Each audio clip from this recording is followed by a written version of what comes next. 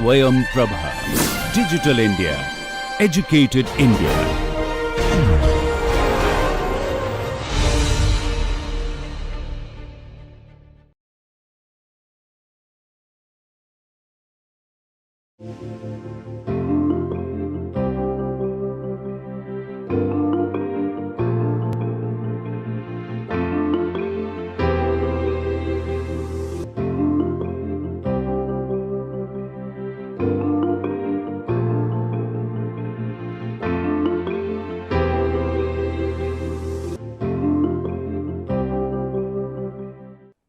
Welcome. So, we are in the last lecture of this module. So, here we are discussing especially the locking in lower order elements. So, one of the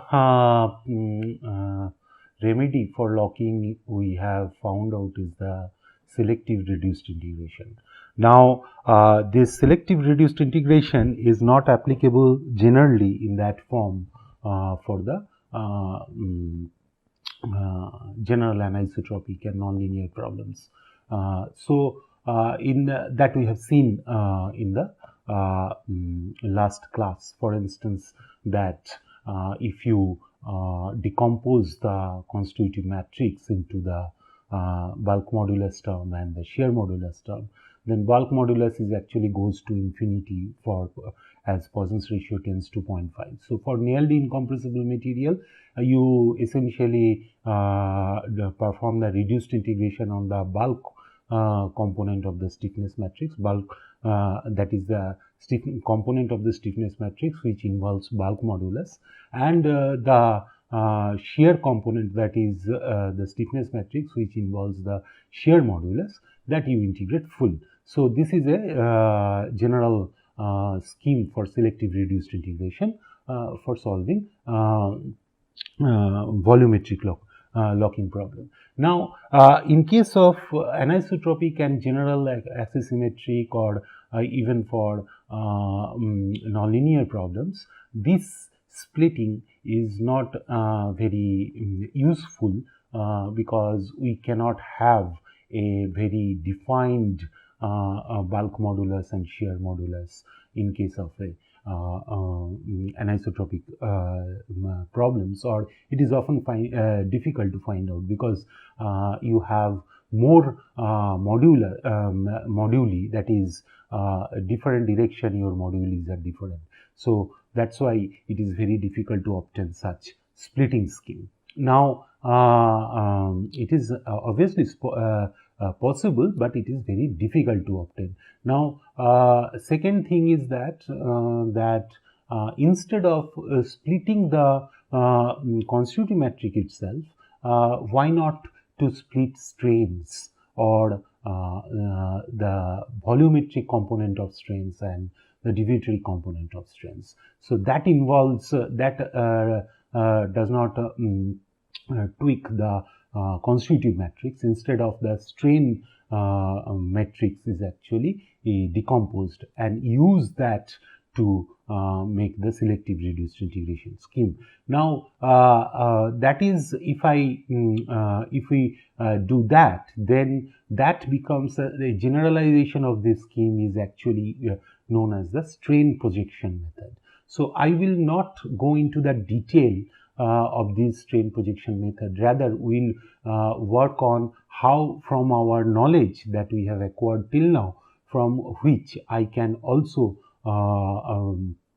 derive a method which is known as the B-bar method, which is proposed by Professor T.J.R. Hughes in 1980. Now, this method is essentially known as the strain projection method.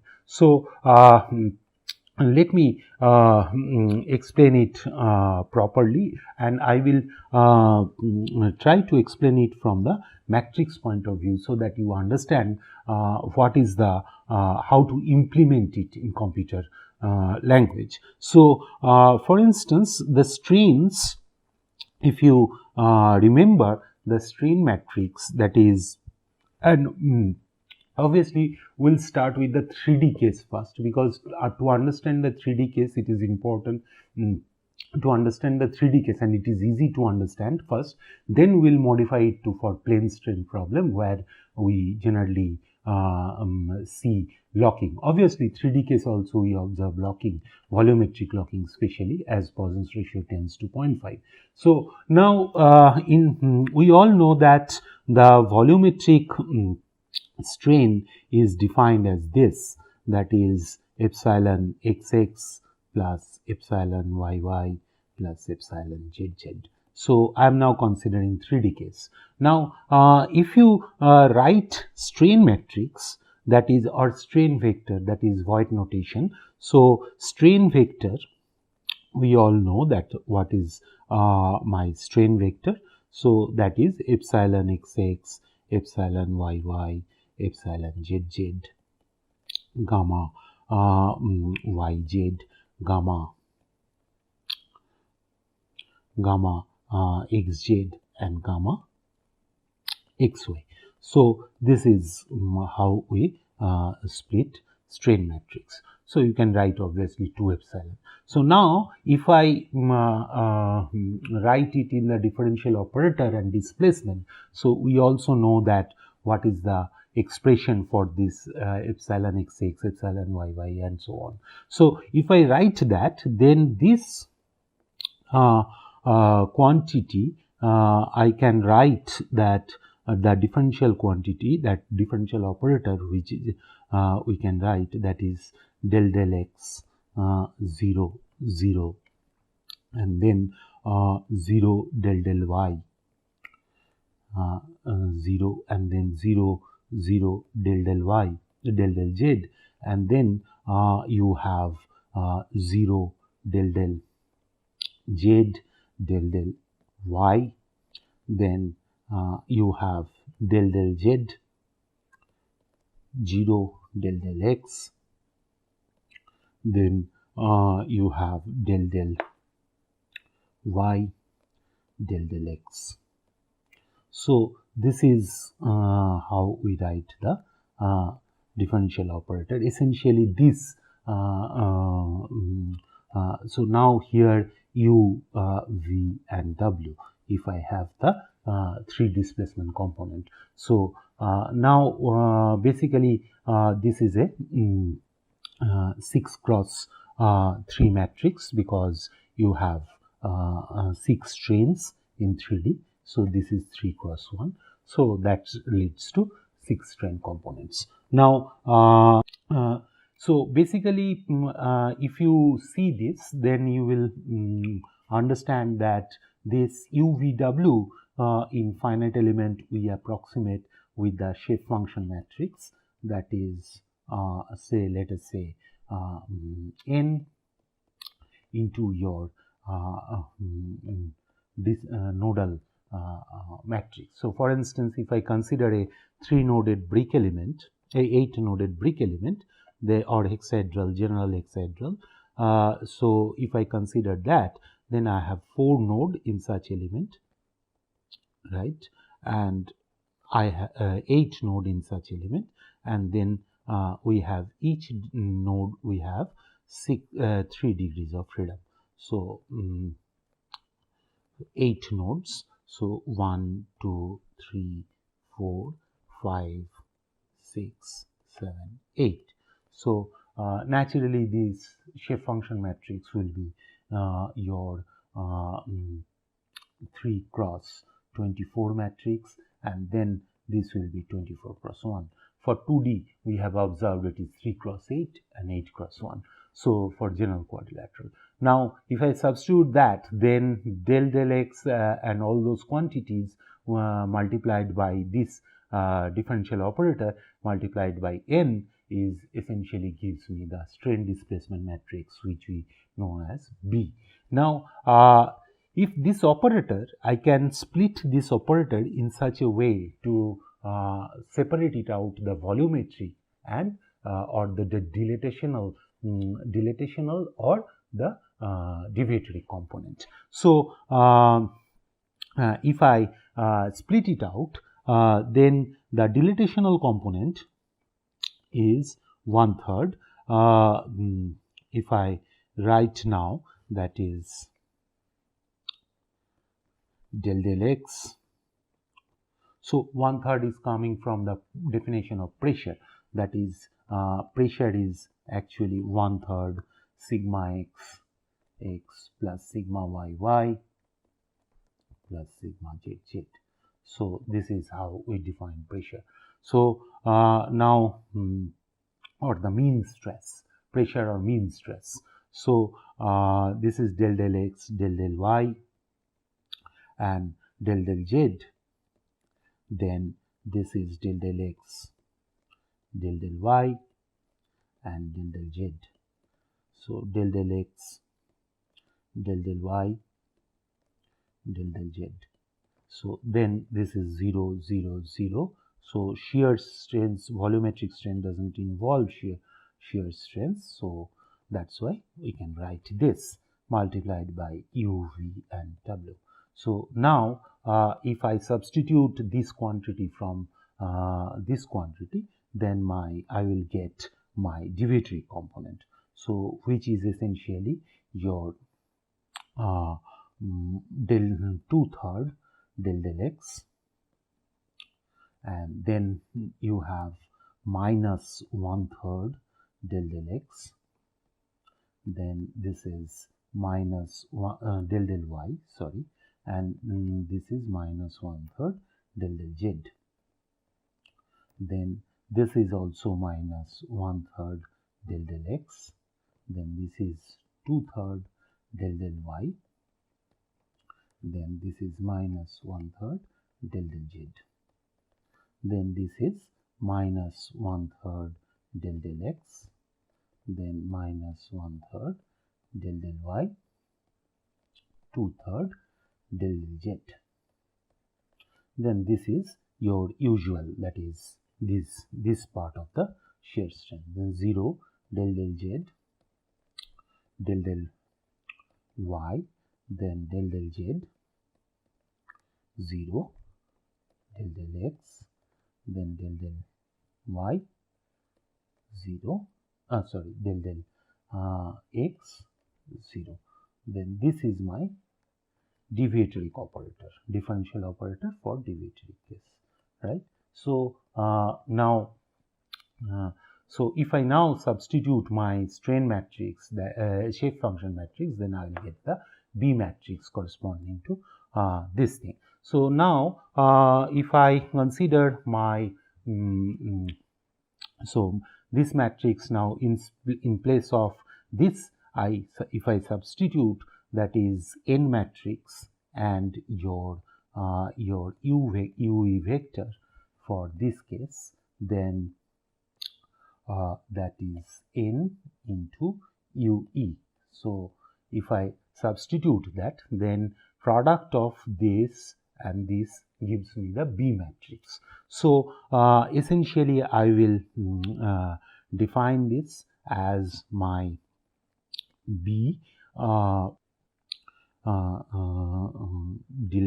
dilatational plus B dilatational multiplied by your UE. So UE plus B deviatoric into UE. So this is my splitting of the B matrix. Essentially, if you look the B matrix, then you will see that our B matrix, if we define initially, then what is our B matrix? Because if you remember, then that is B1, B2, 0, 0, then 0, B2, 0, then 0, 0, B3, and then 0,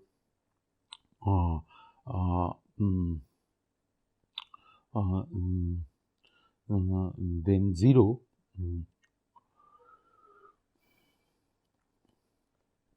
B3, B2, then B3, 0, B1, then B3, B2, B1, 0. So this is my total B matrix. Now this B matrix I splitted as B dilational plus B diviteric, right? So, and how we split it? We split it this. Now, this B matrix is essentially 6 cross 3. Now, what is B1, B2 and B3? Because it depends on the shape functions. It is a submatrix. This is B submatrix. So, it involves BA, let us say A. So now these all are A dependent. What is A now? A is actually the number of node presents in the element, right? So this is BA. So I will remove this A part. So essentially full B matrix is your, if I write this submatrix, that is B1, B2, B3, so you will be confused with this B1, B2, B3. So let me use a different notation for this. So now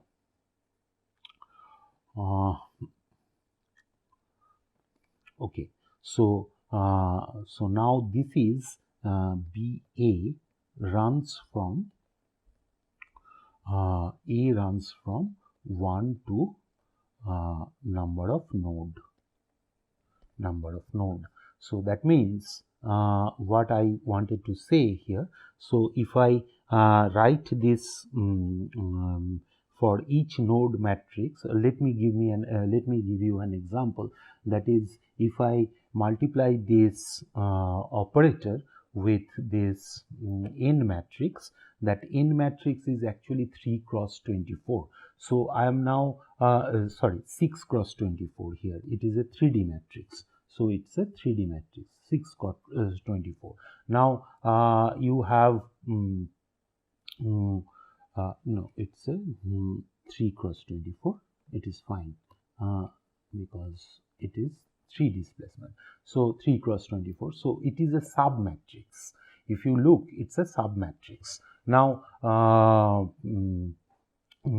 if I substitute my this thing UVW, then we have to find out the strains. So for instance, BA, or let me write it in this form, that is, let me use a superscript so that I do not confuse with the, so BA matrix. Okay, so these are components. Okay, so now my B matrix becomes B1, B2, B3 and so on. So this is my 6 cross 24 matrix, right? Because each of B1 is corresponds to one node. Because if you recall that N matrix is essentially your phi 1, 0, 0, then phi 2, then 0, 0 and so on. Then this is 0, phi 1, 0, 0, phi 2, 0, so on, then 0,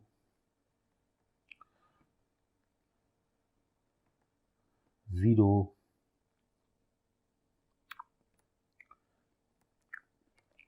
phi 1, then 0, 0, phi 2. So phi 1 are the shape functions in terms of, so if I go for 3D shape functions, then phi 1 phi i's so there are such 8 shape functions will be there. So that means last term will be phi 8, 0, 0, 0, phi 8, 0, 0, phi 0, phi 8. So now phi I is essentially 1 by 8 a minus plus x, b minus plus y, plus c minus plus z, z direction. So this is the shape function. You can write it in terms of natural coordinates also. So this is essentially my n matrix. So this is 3 cross 24. So now if I multiply this n matrix with this 6 cross 3 matrix, I will get this B matrix, which is essentially 6 cross 24. And each of this sub block, essentially, each of this sub block is essentially my this B matrix. So this is my B1 matrix. So I think it is clear, right? So now that means if I write for BA, then if I write in terms of components, then naturally that is del phi. Suppose B1 if I write, so there is such B8, or I can write it in terms of I also. So del phi I del x 0 0 0 del phi I del y 0 0 0 0 del phi I del z, and then this is my 0 del phi I del z del phi I by del y, then this is my del phi. So del phi I del z, then 0 del phi I by del x, then 0 del phi I by del y, then del phi I by del x 0. So this is my that 6 cross 3 matrix. So each of these matrices are 6 cross 3. So now, so it will give me 6 cross 24 matrix, right? So this B matrix is essentially splitted here. So here it is splitted. So now B AI and BA2, all these quantities I am talking about this submatrix. So now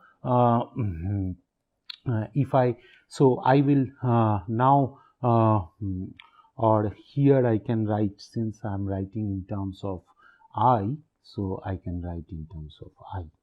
Okay, so these submatrices. So now so I runs from 1 to 8 essentially.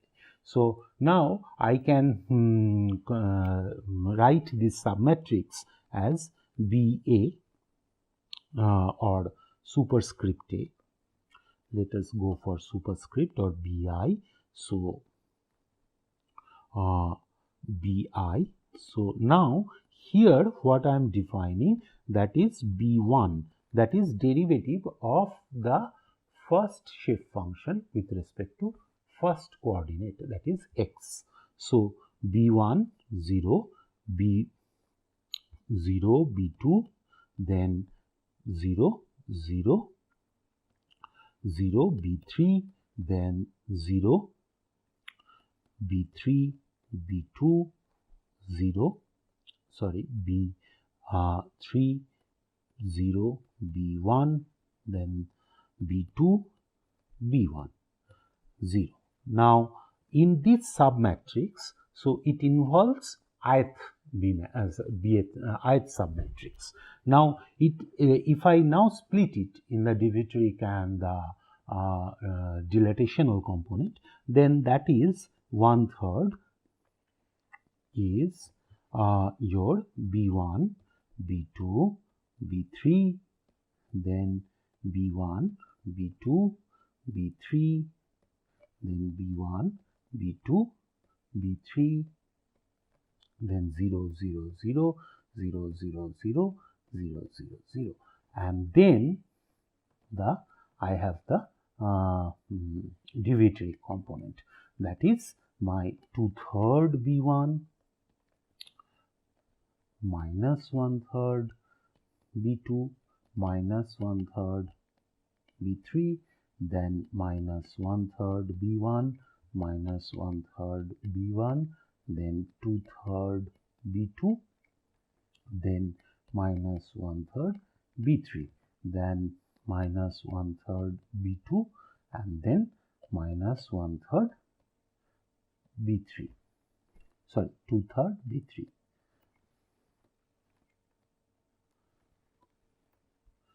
2/3 B3. Then you will have the all other components remain same. B3 B2, then this is B3 0 B1, then B2 B1 0. So this is my B dilatational matrix and this is my B deviatoric matrix. So now the strain projection means that we modify this dilatational B matrix, or specifically we use the, instead of at the Gauss point, we use the mean value of this B matrix. So mean value of these B matrix is used to compute the the dilatational or the volumetric contribution of the strain. So let us say that how we say. So let us say now B modified, that is B bar we are now defining. So we are now defining B bar. So B bar I is essentially B bar dilatational part plus B deviatoric part. So this is the split. So now it is B dilatational is like this, but I am just defining it as B bar component. So now if I so how I will come to later here. So now B dilatational component is something like this, that is I am just defining this B1 bar, B2 bar, B3 bar, B1 bar, B2 bar, B3 bar. So B1 bar, B2 bar and B3 bar. Then 0, 0, 0, 0, 0, 0. And the deviatoric matrix remains same. So this is the same matrix. So I will just write it as usual, that is 2/3 B1 minus 1/3 B2 minus 1/3 B3, then minus 1/3 B1, 2/3 B2, then minus 1/3 B3, then minus 1/3 B1, then minus 1/3 B2, then 2/3 B3, then 0 B3, B2, then B3, B0, B1, B2, then B1 and 0. So this remains same. So this is the modification. So naturally my B matrix, if I can define now B in the B bar, if I can define B1 bar, B2 bar and B3 bar, then I modified it. Now why I am doing this? Because instead of taking the exact B value, I am just taking the average of this B value, or specifically the volume average. So how I define B bar? So I define B bar, say this is B bar J. So J is from 1, J is 1, 2 and 3 is something like this, that integral over the omega E, that is over the elemental domain, into original Bi d omega E divided by integral d omega E. So this is my volume, this quantity is elemental volume, and this quantity is the integrated Bi. So that means the mean value of Bi I am considering to define Bj's. that is B1 bar, B2 bar and B3 bar. Now with this, so what is my B? Finally, if I add these two, so then it looks like that it looks like, so I will write this, it's just manipulation. So B5, B6, so this is how it is defined. So B5, B6, B8, then B4, then this is B7, then B8, then B4, then B6. I'll tell you what is the value of this and how it is coming. So B9, and then the other part remains same, B3, B1, B3, B1, then B3, B2, B3, 0, B1, then this is my B1, sorry, B2, then B2, B1, 0. So now what is my these quantities? So what is my B4? So let us first define B4. So B4 is essentially 1/3 B1 bar minus 1/3 B1. That is B1 bar minus B1. Remember how we calculated B1 bar? B1 bar is this. That is B1 bar equals to integral over omega E B1 d omega E by integral d omega. So this is again in numerical integration is used. So 2 cos 2 numerical integration for quadrilateral element to and for 2 cross 2 cross 2 for 3D element. Now this is divided by 3. Now B5 is then I can write that B1 bar 1/3 B1 bar plus 2/3 B1. So this I can write as 1/3 B1 bar minus 1/3 B1 plus B1. So this is nothing but B1 plus B4.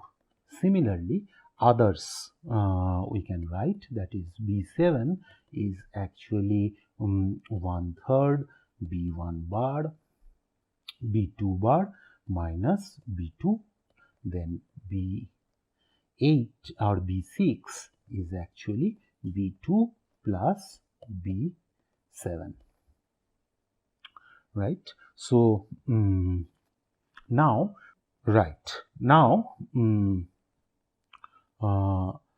B8 is actually your B bar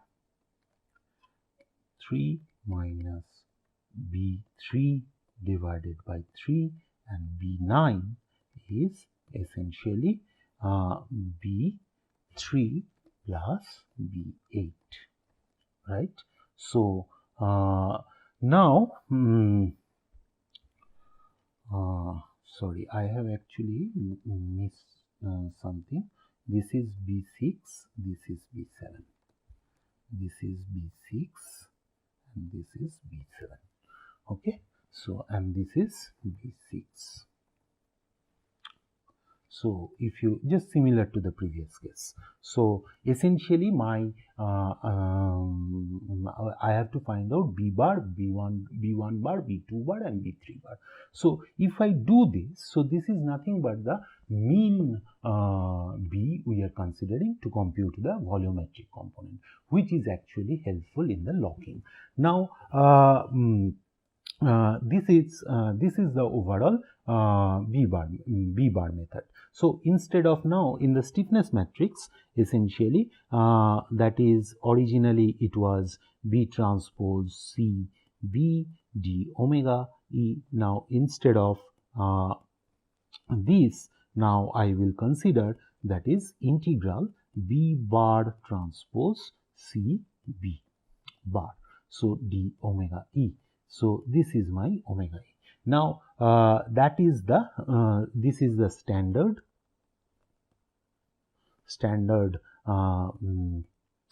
formulation or standard method, and this is b bar method,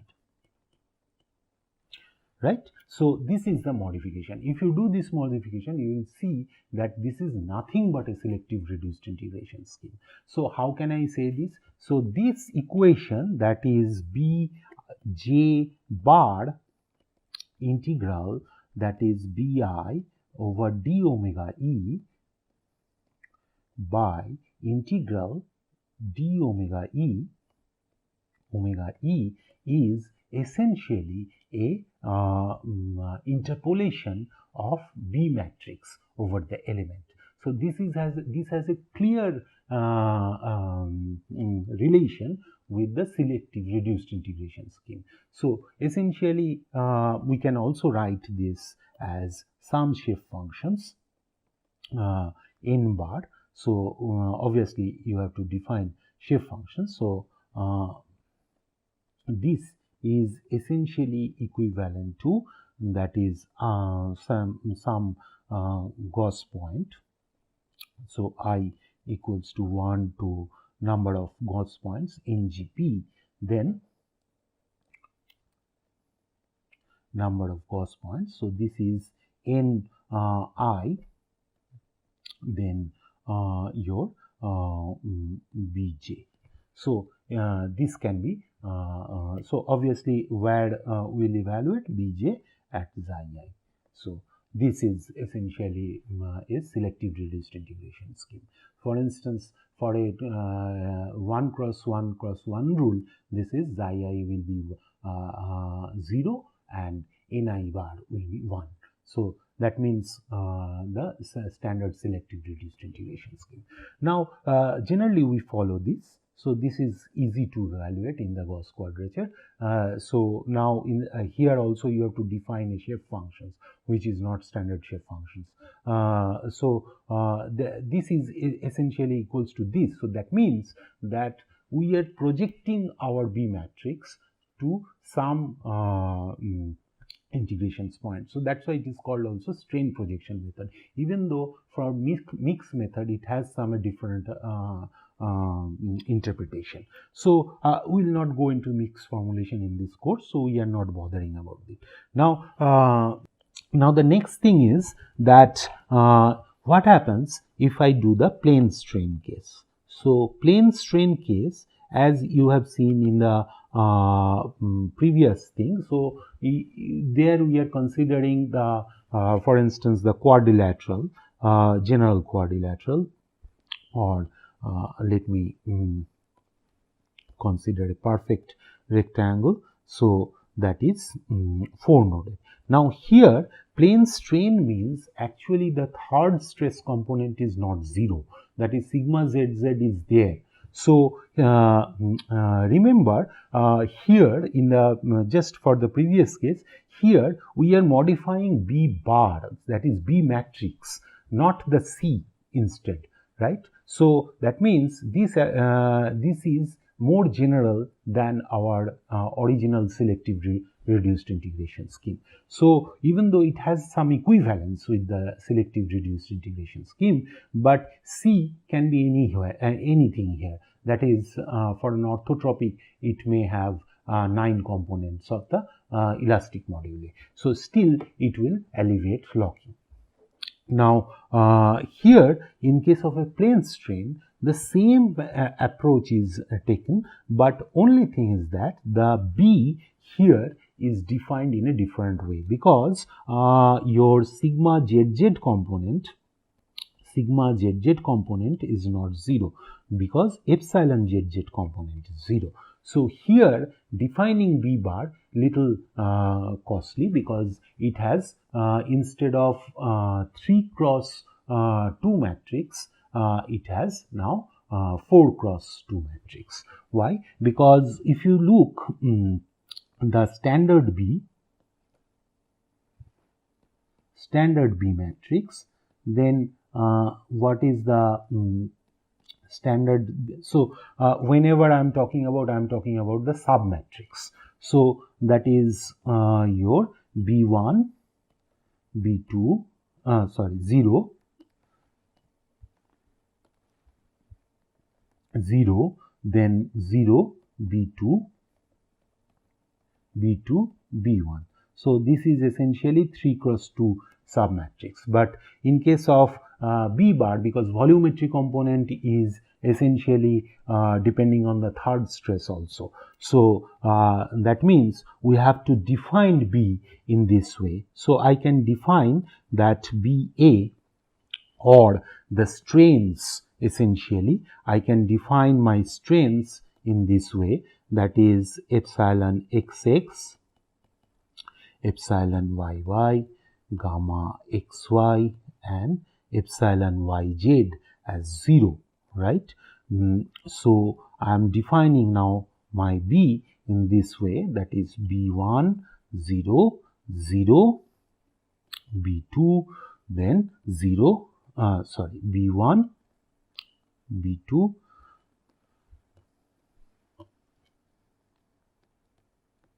B2, B1, then 0, 0. So this is my standard plane strain B. So this is equivalent, because why we are considering this? Because here we are taking care of the third stress. The third stress will be important here. For instance, if I consider an isotropic material, even though it is valid for an isotropic material, my stress relations will be something like this: stress strain relation, sigma xx, sigma yy, sigma xy, and sigma zz. So if I write now, then my bulk modulus K, in terms of bulk modulus and shear modulus, K plus 4/3 mu, then K minus 2/3 mu, then 0, then again I will have K minus 2/3 mu, then 0, K minus 2/3 mu, then K plus 2/3 mu, 4/3 mu, then 0, then this will again have K minus 2/3 mu, then it will have 0, 0, then mu, then 0, then it will have K minus 2/3 mu, then K minus 2/3 mu, then 0, and then this will have K plus 4/3 mu, right? So this multiplied by epsilon xx, epsilon yy, epsilon xy or gamma xy, and your 0, that is epsilon zz is 0. But look, this will generate sigma zz non-zero. So once the sigma zz is non-zero, then my pressure calculation will be different, because in case of plane strain, a plane stress, sigma zz is 0. So pressure calculation doesn't affect. It is just 1/3 means sigma. It is dependent on sigma xx and sigma yy. But in case of plane strain, that sigma zz is non-zero, because this quantity and this quantity will be non-zero, even though this quantity is 0. So now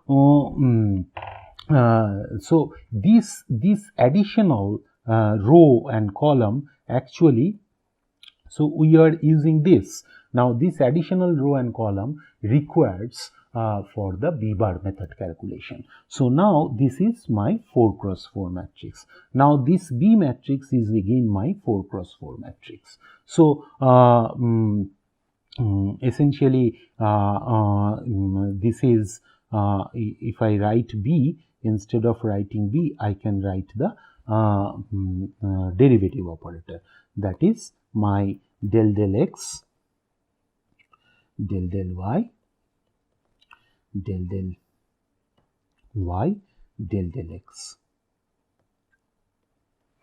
right? So now BA will be now, if I multiply with n, then my BA will be something BA the submatrix. Now I write, so which with consistent with the 4 cross 4 matrix.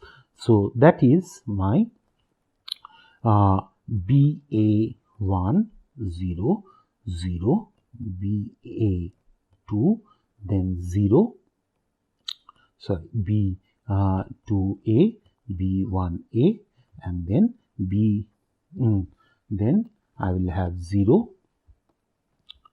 0 and 0. So this is my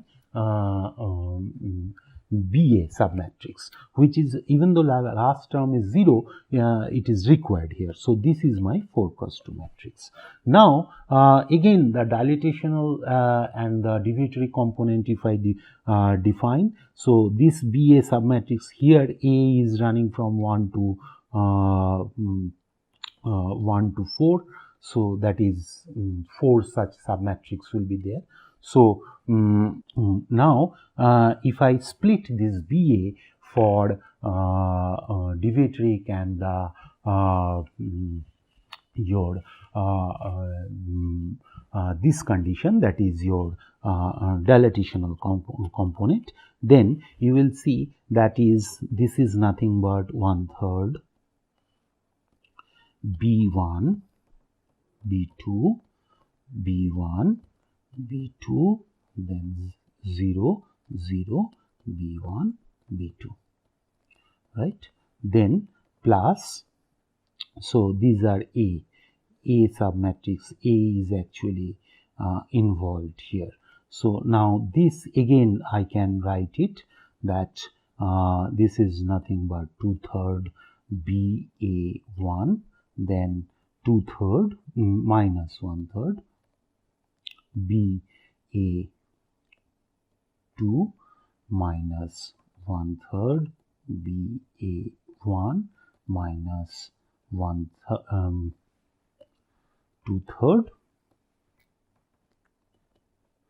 BA2, then this will be your BA2, BA2, then BA1, then minus 1/3 BA1, then minus 1/3 BA2. So this is my deviatoric, volumetric, and this is deviatory. So this is nothing but B dilatational and B deviatoric.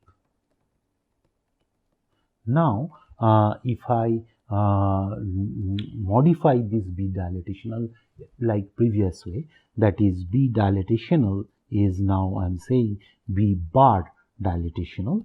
So now B bar, so is something like this, that is 1/3. So you see in the B dilatational component, that is these two are not 0, while in the B it is 0. So that's why this split for plane strain increases one row in the B matrix. So now I am saying this is B1A bar, B2A bar, then B1A bar, then B2A bar, then 0, 0, B1A bar, B2A bar. So this is my now new B bar. Now my new dilatation B bar. Now B bar, how should I define? So now I am defining, that is B dilatational A plus B A deviatoric.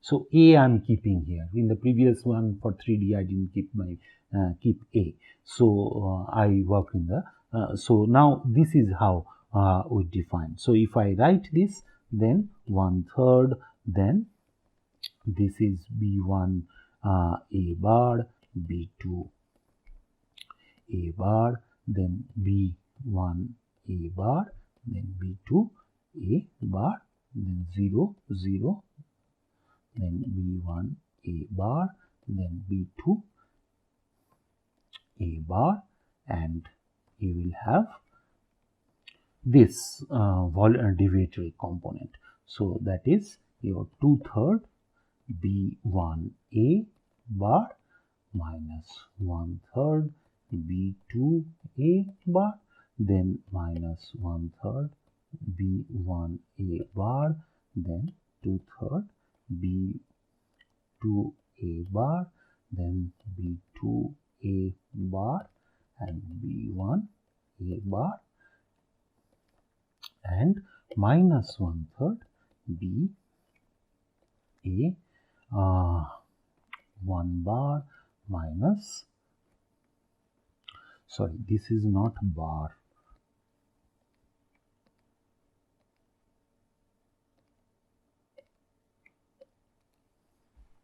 this is simple B, right, because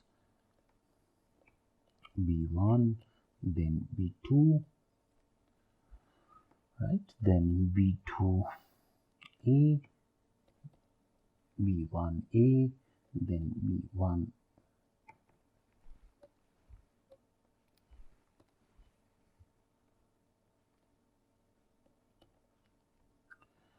B1A, then minus 1/3 B2A. So basically the third component, due to this third component, this looks like this.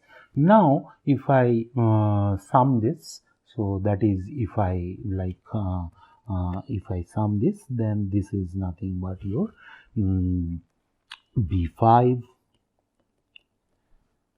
B6, B4, B7, then B2, B1, B4, B6. So this is my finally B bar. So all are components, submatrices. So A runs from 1 to 4. For each submatrix we will have 2. So A runs from 1 to 4. So now what is B A?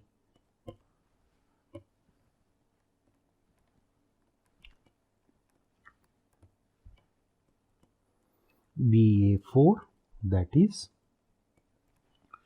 your BA bar, 1/3 BA bar minus B1A, that is 1/3 B bar A1 minus B1. B6 is 1/3 B2A bar minus B2A, right, and BA5 is similar to previous case, that is B1 plus B4. B6, sorry, B7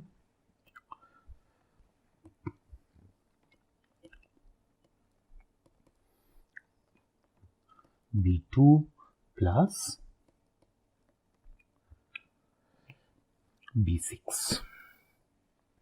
So this is how we compute the B bar for plane strain.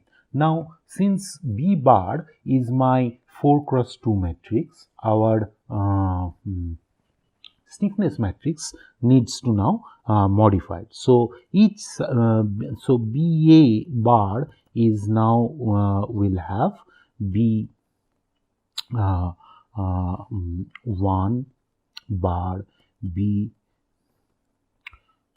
bar, B3 bar, then B4 bar. So each submatrix is now 4×2. These are all 4×2. Right? Now we'll have finally 4×8 matrix. So now my stiffness matrix, again the stiffness matrix, elemental stiffness matrix, is essentially integral over omega E, that is B bar transpose C B bar d omega E. Now here this is essentially B bar transpose, that is 8 cross 4. This is also 4 cross 8, and this must be now 4 cross 4. So how to write constitutive equation for plane strain problem, that I have shown you. So this is now my 4 cross 4 matrix. So this is my C matrix now. So it will not change the number of degrees of freedom. So because you see, even though the C matrix is increasing, it will remain, the stiffness matrix is still 8 cross 8 matrix. So now the advantage of this method, C, I can now choose my C as per C11, C12, then suppose it is orthotropic, that is C13, then 0 C12, then C22, then 0 C23, then 0 0 C66, 0, then C13, C23, then 0, then C33. So this is for general orthotropic I can consider, where I don't effectively, I don't have to distribute the volumetric or decompose this C for the volumetric and the deviatoric component, that is bulk modulus and shear modulus. So this is how we avoid locking in finite element method. But more general formulation is still exists. One of them is our most effective one is actually mixed formulation or the pressure formulation, that is UP formulation, which is based on Hellinger-Resner variational principle. Another formulation is UP and epsilon V, that is volumetric strain. So that is also known as the based on the Hu-Wa-Si-Yu variational principle. So we were not, so those are advanced topics. So we are not discussing those methods here. So but it is important to know that these methods, this B bar method is essentially, you can derive it from the mixed formulation also. So this is how we alleviate locking in finite element method. So we stop here today. We'll meet for the next lecture. Thank you.